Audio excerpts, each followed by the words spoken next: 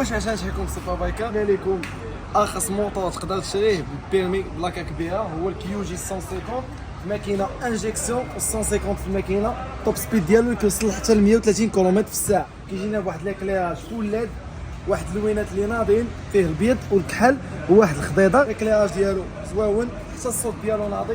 سمعوا لي الصوت.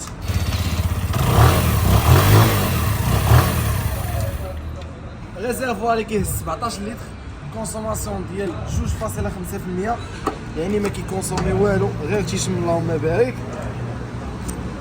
زيد عليه واحد الطابلو اللي تيطلع لنا اي حاجه تقدر تحتاجها، منها السرعه، الفيتيس اللي دايز، الساعه. هادو هما اهم حوايج. ليسونس ليكويد ليسونس حتى هو مهم.